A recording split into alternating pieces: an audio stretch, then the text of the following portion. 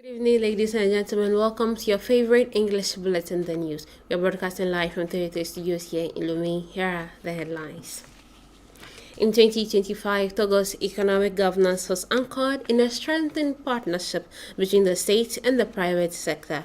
Under the leadership of the President of the Council for Esozumnanya Singbe, major structural reforms were launched to secure large-scale investments and reinforce the country's strategic positioning. We'll bring you more on these reforms shortly. In Lomé yesterday, government authorities, representatives of the World Health Organization, and security forces attended the destruction of 21 categories of prohibited products seized from all over the country. Stay with us, we'll bring you all the details shortly.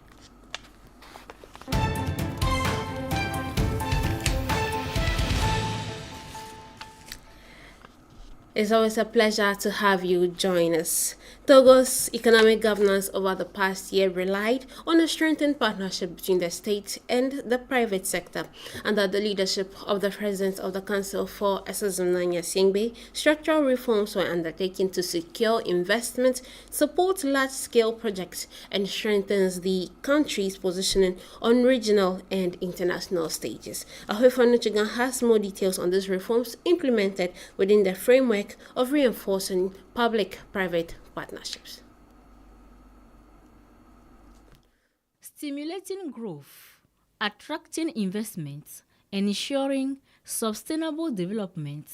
These are the pillars underpinning economic governance in Togo, built on a close partnership between the state and the private sector.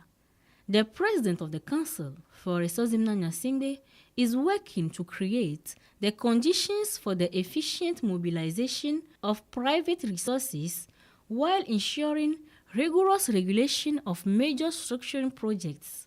This vision places Togo on a resolutely modern and pragmatic trajectory while strengthening its regional positioning as a logistic hub.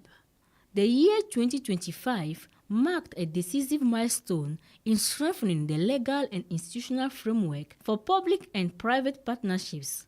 The government undertook a far-reaching modernization of public-private partnership contracting, governance, and monitoring mechanisms with the aim of enhancing their credibility, transparency, and effectiveness. The introduction of a standardized level of 0.2% of the annual turnover of the public and private partnership contract holders, designed to regulate and professionalize public procurement, illustrates this drive toward rationalization. This reform promotes a fairer allocation of risk between partners while offering investors greater legal certainty. As a result, the country now benefits from a business climate that is clearer, more secure, and significantly more attractive. This strategy builds on the now central role of the private sector in the national economy, where it makes a substantial contribution to gross domestic product and job creation. Public-private partnerships have already demonstrated their effectiveness in priority sectors such as energy, notably through the development of major solar power plants, including those in Sokode. This momentum has also extended to logistics and port infrastructure, where innovative public and private partnerships arrangements have enhanced the competitiveness of the port of Lomé and reinforced the country's regional standing as a logistic hub. Beyond investment, the public and private partnerships have emerged as a strategic lever of skills transfer and dissemination of international standards. In key sectors such as agriculture, the public and private partnerships have helped structure value chains, improve competitiveness, create jobs, and strengthen integration into regional and international markets. Elevated to a pillar of economic governance by the President of the Council, public and private partnerships embody the vision of a strategic state focused on efficiency, social impact, and economic resilience by 2030.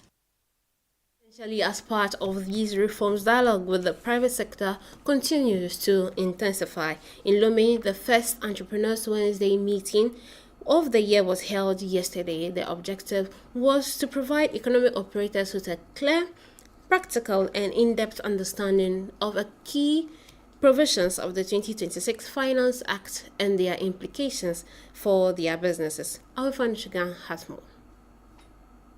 At the heart of this January edition of the Entrepreneurs Wednesday lies a central focus: business resilience and growth throughout 2026. The ANPGF is helping to clarify the new decisions introduced by the 2026 Finance Act that have a direct impact on small and medium-sized enterprises. En ce qui concerne les entreprises du sous-secteur de l'élevage et de la pêche, nous avons une excellente nouvelle dans la mesure où, with regard to companies in the livestock and fishery subsector, notable progress has been made. The new Finance Act introduces tax exemptions, including VAT relief on certain local products. The same law has also simplified market registration procedures in order to facilitate the inclusion of persons with disabilities, supported by a tax credit mechanism.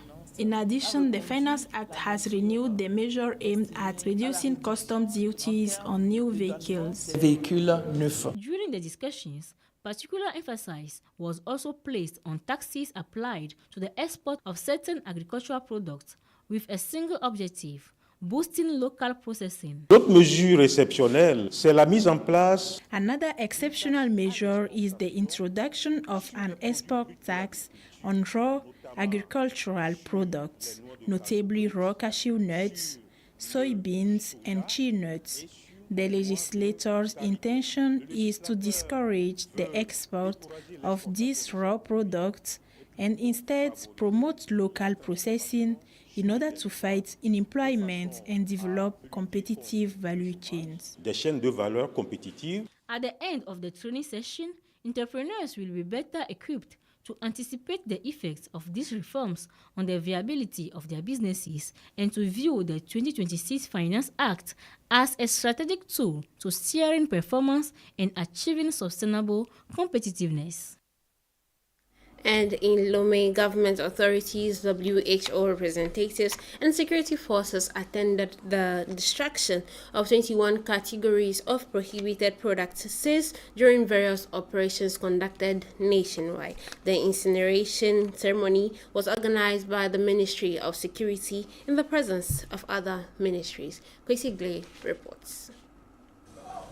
The fight against illicit drug trafficking is intensifying in Togo. Here at the shooting range in Agwenive, 21 categories of illegal products have been destroyed, including cocaine, cannabis, illicit pharmaceutical drugs, and expired biscuits, seized during various operations conducted by the security and defense forces as well as the customs service. These substances were presented by the Central Office for Drug Trafficking Control and the Suppression of Illicit Activities and Money Laundering before undergoing compliance testing. Following these verifications, the substances were set alight and completely destroyed.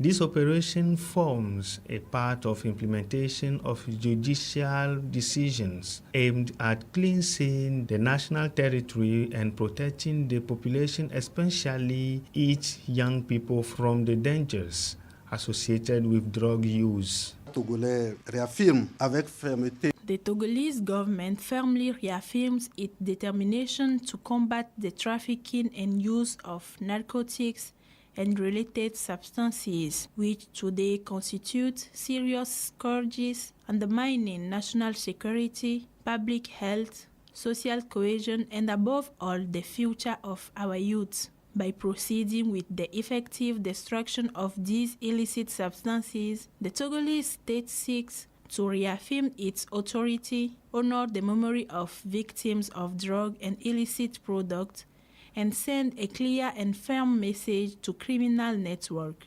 The Republic will not compromise, and impunity has no place on our territory. Et l'impunité n'a pas sa place sur notre territoire. Through this incineration, the Togolese authorities once again reaffirmed their unwavering commitment to combating illicit drug trafficking and safeguarding public health. Across West and Sub-Saharan Africa, the role of women in the energy sector is increasingly recognized as a strategic priority. It is this vision that brings the Women in Energy Network when Africa to Lomé for a 2-day partner engagement meeting aimed at advancing women's leadership and building a more equitable energy transition. Kwesi Glay has more. The energy sector in Africa is undergoing profound transformation, driven by the imperatives of access, innovation, and sustainability. As investment levels rise alongside technological advances, women, an essential resource, remain underutilized. Despite decades of development, they continue to face major barriers in terms of access, career progression, and leadership within energy system. This is a trend that Women in Energy Network Africa has been working to reverse since February 2024. On the ground, we've had several internships. We have had several scholarships whereby we've not only given them stipends to get education for their bachelor's degree, but also their master's degrees in the STEM fields. And we've also bring women up into leadership programs, whereby now they are on the boards and they are leaders. When Africa has the goal to ensure that women who can come into the workforce through entrepreneurship, when it comes to solar home systems, they can start their small and medium enterprises, we can train them, and we can bring them training and capacity building, as well as bringing more professional women into the energy sector through our utilities and through our power sector entities. Shaping the future of the continent's energy sector by overcoming constraints and addressing challenges in order to meet the objectives of the African Union's Agenda 2063, the World Bank recognizes the scale of this necessity given its potential to contribute to the continent's sustainable development. In this regard, Togo stands out as a true beacon of progress with strong commitments to the green economy and a growing focus on gender-responsive energy policies. This is precisely where when Africa plays a vital role by connecting technical ambition with leadership, creativity, and expertise of women across the energy value chain. As host country, Togo is proud to contribute to this regional effort with strong will and tangible results. Under the leadership of His Excellency Mr. For Esazina Nyasingbe, President of the Council, Togo has made universal access to electricity by 2030 a national priority anchored in sustainability, innovation, and inclusion. Over the past decade, our electrification rate has increased from 23% to nearly 70%. Through the CISO program, more than 134,000 solar home systems have already been deployed, with women playing key role as entrepreneurs, distributors, and technicians. These achievements are not only technical, they reflect our conviction that energy access must empower everyone, especially women, by improving safety, enabling livelihoods, and opening new economic opportunities. This two-day meeting in Lomé marked a significant milestone in bringing this vision to life and in consolidating gender equality at the heart of Africa's energy sector. And talking about empowerment, trained at IFAD Bienvenue, some graduates of the first cohort have settled on Lake Nangbeto to develop their aquaculture abilities. How do they operate on the site, and how are their activities evolving? Awifan Shugan tells us. After graduating from IFAD Aquaculture in Bienvenue, these young professionals chose Lake Nangbeto to launch their ventures. Here, they put their skills into practice through fish farming in floating cages. Organized into cooperatives or unions, they received startup support in the form of floating cages, fingerlings, and other essential input to initiate their operations. Trained with an entrepreneurial mindset, these young aquaculture farmers face a number of challenges, yet their determination remains strong. Their objective is to increase production and ensure the sustainability of their activities. In the long term, they aim to expand the sector and turn it into a flagship industry for the area. On site, Lofty Farms, a company specializing in the production of biological inputs, plays a key role. It provides technical support and practical guidance to ensure better farm management practices. According to them, success depends on making operations profitable, a message regularly conveyed to young producers who are encouraged to innovate and adopt improved practices to boost production. We head now to Ghana, where high life, an iconic music genre born long before the country's independence, has now been inscribed on UNESCO's Intangible Cultural Heritage List, a major recognition for a musical style that has become a strong symbol of cultural identity. Let's watch. The clock hasn't even struck midnight, but inside Accra's Zen Garden Club, the atmosphere is already pumping. Patrons take to the dance floor to show off their moves, dancing and singing along to the rhythm of high life. On stage, the musicians revel in the moment after their craft was just recognized as one of West Africa's most influential musical traditions. UNESCO recognizing and then inscribing Ghanaian high life music and dance as part of the intangible cultural heritage. It's great news. It's exciting. This year, we mark 100 years of Ghanaian high life music, so it couldn't have come at a better time. Since the 1920s, the sound of high life has shaped the lives of multiple generations of Ghanaians. The blend of traditional African percussions and jazz borrows elements from many musical styles and has also influenced a plethora of other genres such as Afrobeats. It was hailed as a monumental expression of Ghana's musical genius by UNESCO, which inscribed it earlier this month on its intangible cultural heritage list. It's a reflection of the way of life of we Ghanaians. It's a reflection of our cultural identity.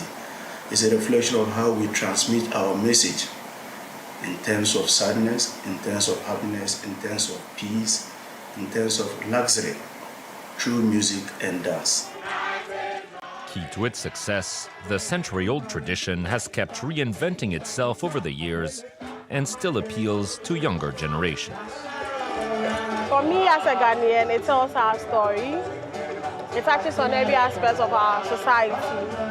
When you are down, when you are happy, when you need inspiration, high life music is there. A living heritage that's now been immortalized as an integral part of West Africa's cultural legacy. That brings us to the end of today's edition. Thanks to my wonderful team and to you, cherished viewers, for watching. Stay tuned to our channel for more updates and remember to give thanks no matter the situation. Have a wonderful evening. Until next time, goodbye.